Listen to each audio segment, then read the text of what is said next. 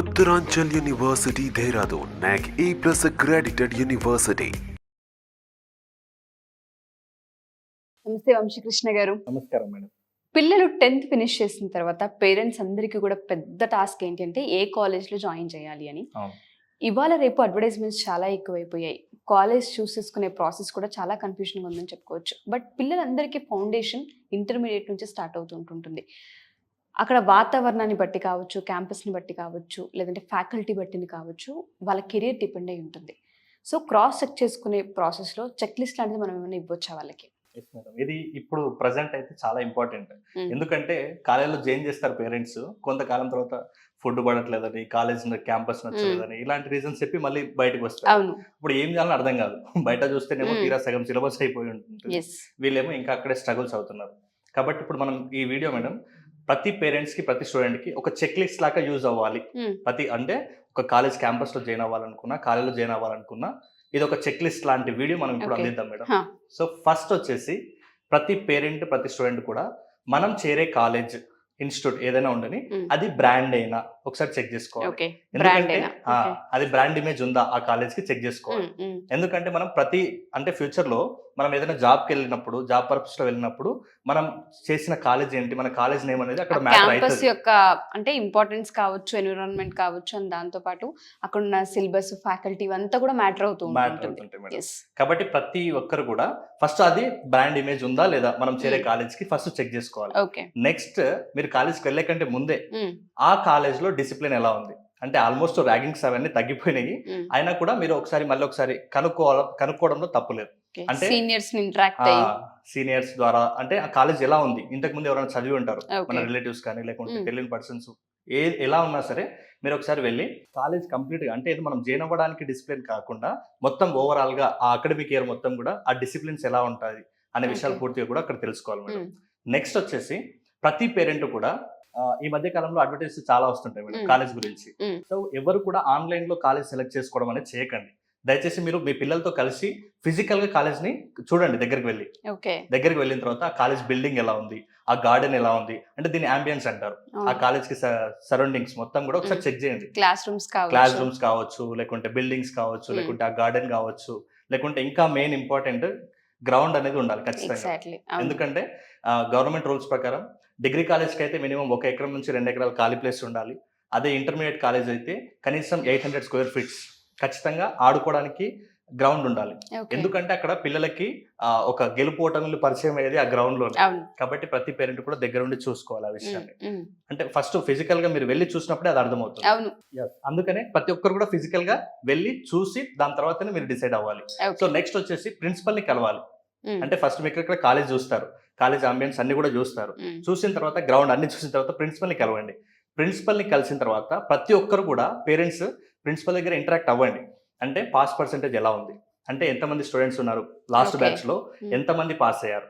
So next వచ్చేసి fees reimbursement ఉంటుందా, scholarships వస్తున్నాయా, ఒకవేళ మన క్యాంపస్ లో ఎవరైనా ప్లేస్మెంట్స్ వస్తే ఇంతకుముందు ప్లేస్మెంట్స్ వచ్చిన స్టూడెంట్స్ ఎంతమంది ఉన్నారు, దాని ద్వారా ఇంకా ప్లేస్మెంట్స్ ఇవ్వడానికి ఎలాంటి కంపెనీస్ మన దగ్గరికి వస్తున్నాయి, ఇంకా హైగా ఎంత ఇన్కమ్ ఇస్తున్నాయి, వీటిని కూడా ప్రతి ఒక్కరు కూడా పేరెంట్స్ ప్రిన్సిపల్ ని అడగండి.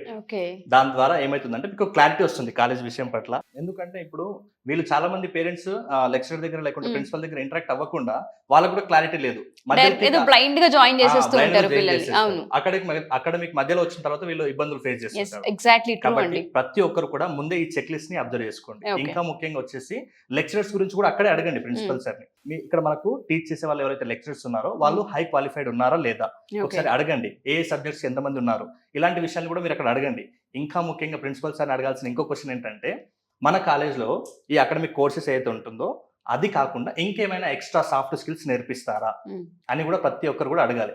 ఎందుకంటే ఓన్లీ స్టడీస్ అంటే క్లాస్ రూమ్ కి, హాస్టల్ కి దానికే పరిమితమైన ప్రతి ఒక్కరు విద్యార్థులు కూడా ఏమవుతుందంటే నెక్స్ట్ బయటికి వెళ్ళిన తర్వాత వాళ్ళు బతకాలంటే అసలు ఎలా బతకాలో కూడా, ఎలా మాట్లాడాలి, ఎలా ఇంటరాక్ట్ అవ్వాలి, కనీసం ఒక ఇంటర్వ్యూకి వెళ్ళాలంటే కూడా వాళ్ళకి అసలు ఆ రెజ్యూమే ఎలా తయారు చేయాలో కూడా తెలియదు. కాబట్టి ప్రతి ఒక్కరు కూడా ఏదైనా సాఫ్ట్ స్కిల్స్ నేర్పిస్తున్నారా అనే విషయాన్ని కూడా అక్కడ అడగండి ప్రిన్సిపల్ సార్. సో నెక్స్ట్ వచ్చేసి ఏదైతే ప్రిన్సిపల్ సార్ని అడిగి మీరు తెలుసుకున్నారో సేమ్ ఇదే డీటెయిల్స్ అన్నింటిని కూడా కాలేజ్ క్యాంపస్ బయటికి వచ్చి మళ్ళీ ఒక 10 మెంబర్స్ దగ్గర మాట్లాడేటట్టుగా మీ టైంని సెట్ చేసుకుని వెళ్ళండి. ఓకేనా మేడం? True అండి. ఎందుకంటే ఇప్పుడు లెక్చరర్ అక్కడ ప్రిన్సిపల్ ఏదైతే చెప్పాడో అది మీరు వింటారు. Mm. విన్నదాన్ని లైవ్ లో ఎక్స్పీరియన్స్ చేస్తున్న వాళ్ళు ఎవరు? ఆ కాలేజీలో ఉన్నటువంటి స్టూడెంట్స్.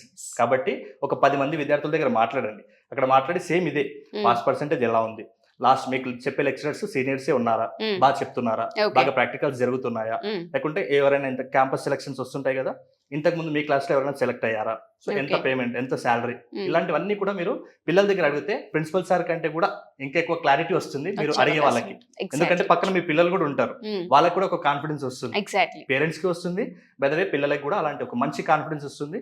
ఇక వాళ్ళు కాలేజీలో చేరితే ఒక మంచి పాజిటివ్ ఇంప్రెషన్ తోటి కాలేజీలో True అడ్మిషన్ అండి. తీసుకుంటారు. Yes. అలా ఉంటుంది మేడం. పక్కనే వాళ్ళ పిల్లలు కూడా ఉంటారు కాబట్టి అవును. వాళ్ళకి కూడా ఒక నమ్మకం, క్లారిటీ Mm. అనేది వస్తుంది అనమాట. అయితే సేమ్ ఇలాంటి ప్రశ్నలే ఇంతకు ముందు మరి ఏదైతే ప్రిన్సిపల్ సార్ని అడిగారో Mm. సేమ్ అదే ప్రశ్నలు మీరు కాలేజ్ క్యాంపస్ కొంచెం బయటికి వచ్చి సీనియర్స్ ఉంటారు చాలా మంది, Yes. అక్కడ సో వాళ్ళ చదువుకునే పిల్లలు. దగ్గర ఒక 10 మంది విద్యార్థుల దగ్గర కలిసి మీరు మాట్లాడే ప్రయత్నం చేయండి. Mm. ఎందుకంటే అప్పుడు మీకు ప్రిన్సిపల్ సార్ చెప్పింది ఇక్కడ కాలేజీలో జరుగుతున్నది నిజంగానే జరుగుతుందా ఒకసారి టాలీ చేసుకోండి. Okay. ఎందుకంటే వాళ్ళు లాస్ట్ ఇయర్ ఎక్స్పీరియన్స్ చేసి ఉంటారు ప్రతి విషయాన్ని కూడా. అవును. కాబట్టి దగ్గరుండి వాళ్ళ దగ్గర మీరు కూర్చొని మాట్లాడండి. అంటే పాస్ పర్సెంటేజ్ ఎలా ఉంది, ప్లేస్మెంట్స్ ఎలా ఉన్నాయి, ప్లేస్మెంట్స్కి ఏ కంపెనీస్ వస్తున్నాయి, ఎంత శాలరీస్ పెడుతున్నారు, ఈ విషయాల పట్ల వాళ్ళకి క్లారిటీ వస్తుంది. కాబట్టి మీ లెక్చరర్స్ ఎలా చెప్తున్నారు, ల్యాబ్స్ ఎలా నడుస్తున్నాయి, ఇవన్నీ విషయాల పట్ల మీరు దగ్గర కూర్చొని మాట్లాడితే మీకు మీ పిల్లలకి ఇద్దరికి కూడా క్లారిటీ వస్తుంది. Wow. కాబట్టి ప్రతి పేరెంట్స్ ఈ పని ఖచ్చితంగా చేయాలి. మీరు కాలేజ్ క్యాంపస్ చూడడానికి వెళ్ళినప్పుడే మీ మైండ్లో ఫిక్స్ అయి వెళ్ళండి. Okay. ఒకటి ప్రిన్సిపల్ దగ్గర క్లారిటీ తీసుకోండి, And అక్కడ బయటకు ఉన్న వచ్చి స్టూడెంట్స్. స్టూడెంట్స్ దగ్గర క్లారిటీ తీసుకోండి. దానివల్ల మీకు ఒక అద్భుతమైన క్లారిటీ వస్తుంది. అసలు ఏం జరుగుతుంది, మా పిల్లలు దీన్ని అసలు ఓవరాల్గా ఇక్కడ సెట్ అవుతారా కారా కారా. అనే విషయాల పట్ల, తర్వాత ఈ ఎడ్యుకేషన్ సిస్టమ్ మీ పిల్లలకి డెవలప్ చేయనిస్తుందా, లేకుంటే అక్కడ కొన్ని కాలేజెస్ ఎలా ఉంటాయంటే జస్ట్ అక్కడ అడ్మిషన్ ఉంటుంది, క్లాసెస్ ఏముండవు, ఫైనల్గా వాళ్ళని పాస్ చేసి బయటికి పంపిస్తారు. అవును. అంటే ఎలాంటి నాలెడ్జ్ నాలెడ్జ్ ఉండదు. కాబట్టి అట్లాంటి కాలేజెస్ని మీ పిల్లలు మీరు వెళ్ళి అక్కడ డబ్బులు వేస్ట్ చేసుకోకుండా, టైం వేస్ట్ చేసుకోకుండా ఉండడం కోసం ఈ ఈ చెక్ checklist. లిస్ట్ వాడండి. నెక్స్ట్ Wonderful వచ్చేసి అండి.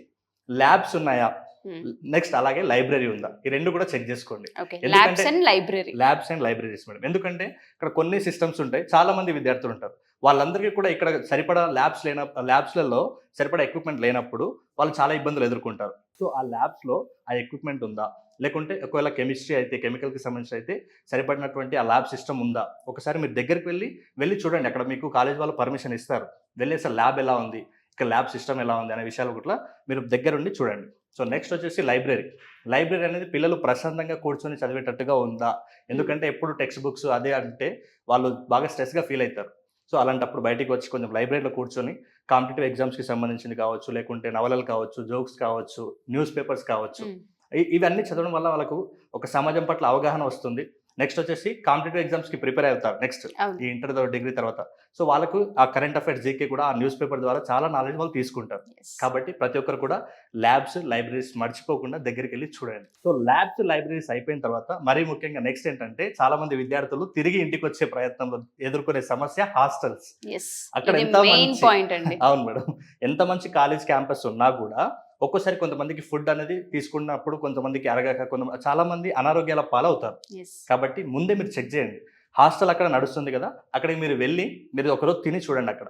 అంటే లంచ్ ఎలా ఉంది, బ్రేక్ఫాస్ట్ ఎలా ఉంది, నైట్ డిన్నర్ ఎలా ఉంది, ఒకసారి మీరు పేరెంట్స్ పిల్లలతో కలిసి వెళ్ళండి, వాళ్ళకి నచ్చిందా లేదా చూడండి. Hmm. అంటే ఒకవేళ మీ క్యాంపస్లోనే ఉంటే చూడండి, లేదనుకుంటే ప్రైవేట్లో అయినా చూసుకోండి. Okay. కానీ మీరు అలా పిల్లలకి ఇష్టం లేని ఫుడ్ ద్వారా వాళ్ళు చాలా విసిగిపోతారు అనమాట. అవును. ఎందుకంటే వాళ్ళకి హెల్త్ సరిగా ఉండదు, అలాంటప్పుడు స్టడీస్ మీద ఫోకస్ చేయరు.